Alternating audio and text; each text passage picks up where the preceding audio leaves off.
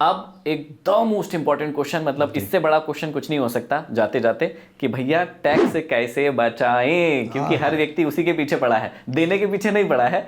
वैसे तो देने वाला बनना चाहिए, लेकिन कहते हैं कि भैया जो टैक्स का पैसा बचता है, मतलब वो स्वर्ग दिखाता है लोगों को, ऐसा सोचा जाता है लोगों के द्वारा। तो कैसे, कौन कौन सी चीजें हो सकती है जिससे टैक्स लोग बचा सकते हैं? नई स्लैब में देखें तो ऐसा कोई डिडक्शन नहीं दिख रहा है। सिर्फ सैलरी हेड वालों के लिए 75,000 का एक स्टैंडर्ड डिडक्शन दिया है। ये शायद हमने वहां नहीं बताया था। जी, हो सकता है उस टाइम रहा होगा, लेकिन एक बढ़िया चीज़ है कि यदि आप सैलरीड एम्प्लॉई हैं तो 75,000 की आपकी इनकम पे एडिशनल डिडक्शन मिलेगा। मेरी 12,75,000 है तो भी टैक्स नहीं लगेगा, ये सैलरीड केस में है। अब चूंकि आपने कहा कि टैक्स कैसे बचाएं, तो ये भी बहुत वास्ट है। इसके लिए भी हमारे दर्शकों को बार बार समझाना पड़ेगा, नई चीज़ें होंगी। लेकिन अभी के क्राइटेरिया में यदि हम सिंपल बात कहें तो टैक्स बचाएं कैसे, उससे अच्छी बात यह है कि आप अपनी कमाई हुई इनकम से और कैसे इनकम बढ़ाएं। यही बात लोगों को समझ में नहीं ज़्यादा बेहतर है, क्योंकि टैक्स बचाने के लिए सरकार आपको बांधती जा रही है, बहुत ज़्यादा डिडक्शन सब बचे नहीं, लेकिन सरकार अपॉर्चुनिटी दे रही है कि आप बहुत सारी चीज़ों में रीइन्वेस्ट करके वहाँ से इनकम जनरेट कर सकते हो। जैसे आपने कहा कि स्टॉक या गोल्ड में निवेश करेंगे 1,25,000 तक कोई टैक्स नहीं है, ये टैक्स बचाना ही हुआ एक तरह से। दूसरी बात, यदि आप प्रॉपर्टी खरीदते हैं लॉन्ग टर्म रख के उसको रीइन्वेस्ट करते हैं, उसमें कोई टैक्स नहीं लग रहा है, तो ये शायद टैक्स बचाना ही हो गया कि कैसे बचा सकते हैं। सरकार ये चाह रही है कि आप किसी बाजार में यदि कोई चीज़ खरीदने आए हो तो आप एक दुकान से सामान ना लेते हुए सभी दुकानों से सामान खरीदें, ताकि भारत की इकोनॉमी में रुपए का संचार हो सके।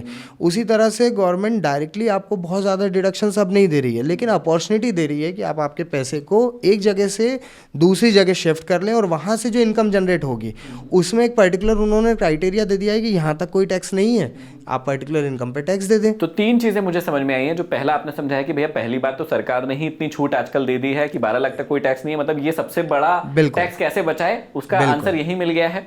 दूसरी चीज जो मुझे समझ में आई, आपने कहा है जो बहुत बढ़िया बात है, जो मैं अपनी लाइफ में अप्लाई करता हूं, कि टैक्स कैसे बचाएं से ज्यादा आप ये सोचिए कि ज्यादा कैसे कमाएं, क्योंकि ज्यादा आप कमाएंगे तो कोई दिक्कत ही नहीं होगी, आपको कोई टेंशन नहीं होगा। और तीसरी चीज जो सबसे शानदार मुझे समझ में आई है कि भैया जो पैसा कमाया है उसमें से ज्यादा बचाएं, और उसको जो आप इन्वेस्ट करेंगे उससे लॉन्ग टर्म में जो आपको वेल्थ जनरेट होगी आपकी, जैसे स्टॉक मार्केट में कहा जाता है, कई बच्चे अभी शॉर्ट टर्म में प्रॉफिट देखते हैं, फ्यूचर ऑप्शन करते हैं, सारा पैसा गवा देते हैं। उसकी जगह आप index fund, mutual fund, ETF को लॉन्ग टर्म रखें, उससे जो कैपिटल आपको फिर जो वेल्थ जनरेट होगी उसमें जो मजा आएगा उसकी बात ही अलग होगी। आई होप यही 3 बातें। बिल्कुल, इट मीन्स आपकी एक्टिव इनकम से आप पैसिव इनकम जब बढ़ाना शुरू करते हो, और आपकी पैसिव इनकम आपकी एक्टिव इनकम से जब बढ़ जाती है तो उसका एक अपना मज़ा आता है।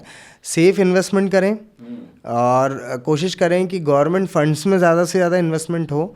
और चूँकि अब नया ट्रेंड जो है वो मार्केट का है और बहुत सारे हमारे दर्शक मार्केट में इन्वेस्ट करते हैं, तो उनसे मेरा एक ही अनुरोध है, मैं अनुरोध करूँगा उनसे कि एक्सपर्ट से ओपिनियन लेने के बाद ही आप इन्वेस्टमेंट करें, और अपने मन से इन्वेस्टमेंट ना करें, क्योंकि ये मार्केट को जब तक आप समझेंगे नहीं, पहचानेंगे नहीं, तब तक ये मार्केट आपका साथ नहीं दे सकता। और सबसे बड़ी सलाह जो मतलब शायद देना चाहिए हर व्यक्ति को, कि टैक्स की चोरी ना करे, इस बात का जरूर ख्याल रखें। जो भी आपकी ड्यूटीज है हमारे देश के प्रति, सरकार के प्रति, अपने प्रति, उसको निभाइए। बिल्कुल। अब जाते जाते पहली बात तो हमें ये बता दीजिए कि यदि कोई व्यक्ति हमारे ऑडियंस में से, हमारे भाई बहनों में से कोई व्यक्ति आईटीआर फाइल करना चाहता है या आपके थ्रू टैक्स भरना चाहता है, तो क्या कुछ जानकारी होगी उनके लिए, कैसे आपसे संपर्क कर सकते हैं, वो बता दीजिए। बिल्कुल, मेरा मोबाइल नंबर चूँकि इस ब्रॉडकास्ट में है, आप मोबाइल से बाय फ़ोन मुझे संपर्क कर सकते हैं, बात कर सकते हैं।